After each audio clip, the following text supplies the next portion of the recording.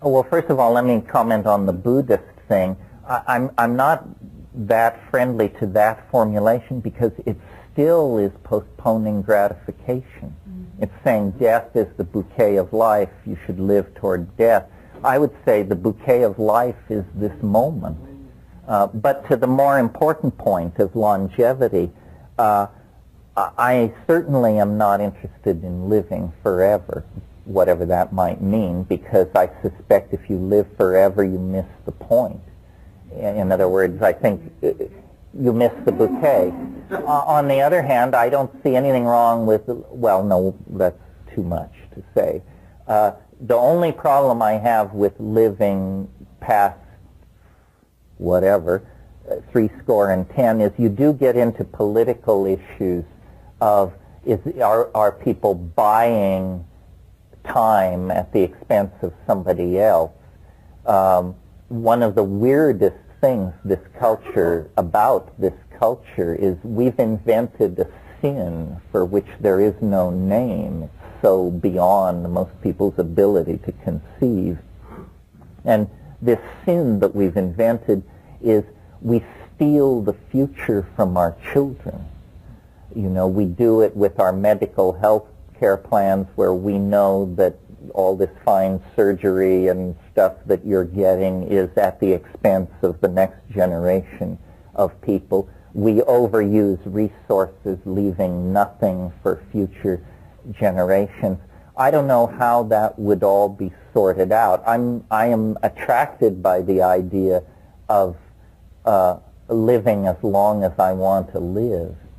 I wonder how long that would be. And of course, if you make people comfortable, probably they would like to live a lot longer. What reason is there for a person to check out of a comfortable situation? In a sense, what nature does is make the body a less and less comfortable place to be until finally you just say, all right already, you know. Beam me up, Scotty. But then, you know, the other possibility is what if there were forms of existence that were dematerialized?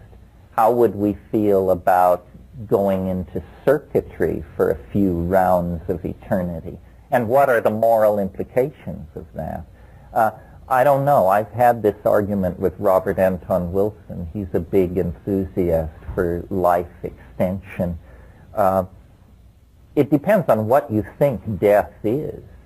And I've managed to talk myself into the idea that death is probably not simply dissolution and chaos, not because I have received any guidance from on high, but just as I observe nature, she has a wonderful parsimoniousness about her behavior.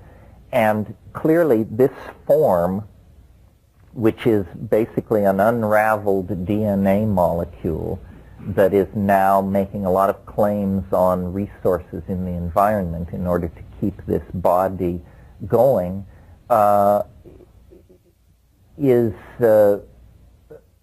nature put a lot of effort into this.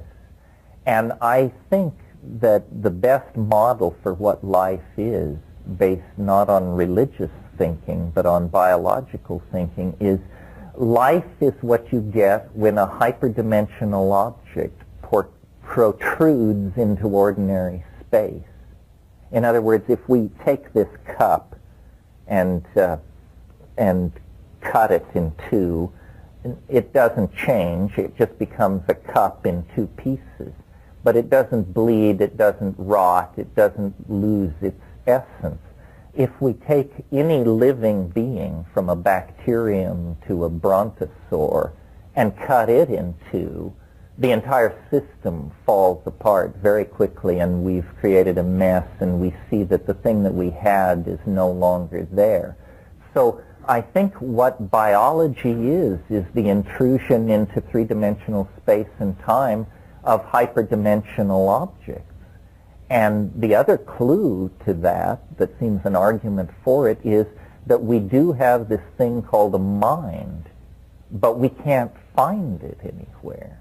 It doesn't seem to be anywhere, even when you get down to the level of electrodes in the brain and saying words to people and watching oscilloscopes. You still can't seem to quite nail it down. So I think probably these objects retract back into hyperspace, higher space, and that this is what the soul is. The soul is there is something to this idea of a morphogenetic field, and we clothe ourselves in matter, but we are not matter. And so to actually complete a human cycle of existence, you have to go into death. It's where you came from, in some sense. I mean, we put a lot of attention into death. We don't look very much at birth. We think we understand it. I mean, we all know the story about the sperm and the egg and all that. But before that, what is going on? You know, whence cometh these forms? We seem to have the matter down pretty good. But really what a being is the intrusion into space-time of a form, and the form is unique, and then it retreats. I think it would be one of the great jokes of human history if here at the end of the 20th century, at the end of the millennium, with all this techno hypola surging around us, if we were to actually gain insight into the after-death state.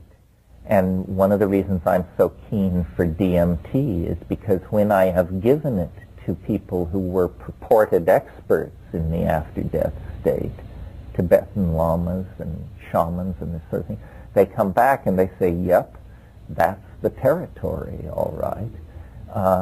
And so in my highest states, I have had the insight, which I will convey to you without saying it's true, that this is the most limited form of existence you will ever know. You can't be deader than this. This is the bottom line.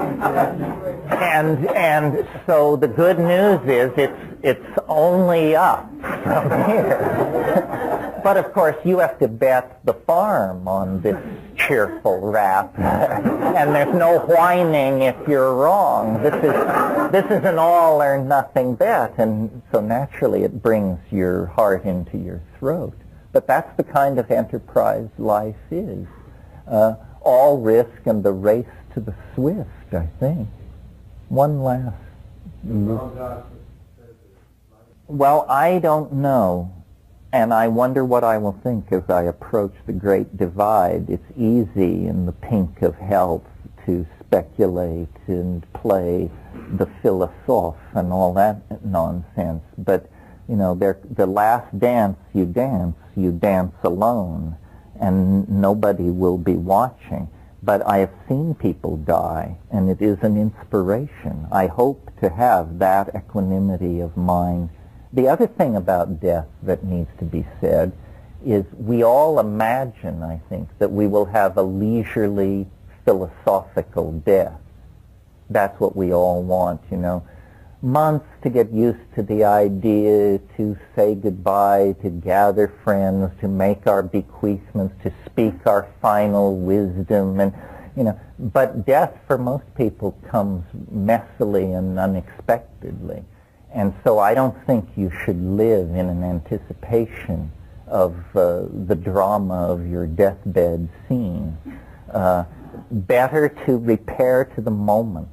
You know, being a realist primarily, what I find always waiting when I return from these flights of philosophical fancy and imagination is my body, my history, my space, my time, and these things are all good. it's a great space, a great time, a great body, a great being to be.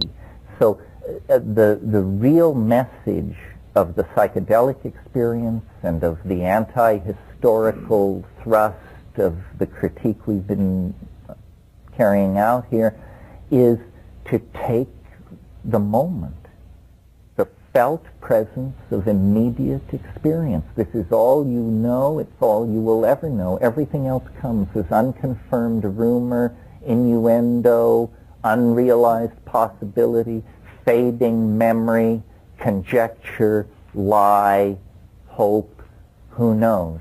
But in the moment of being, we have the completion of being. It is always complete, every moment.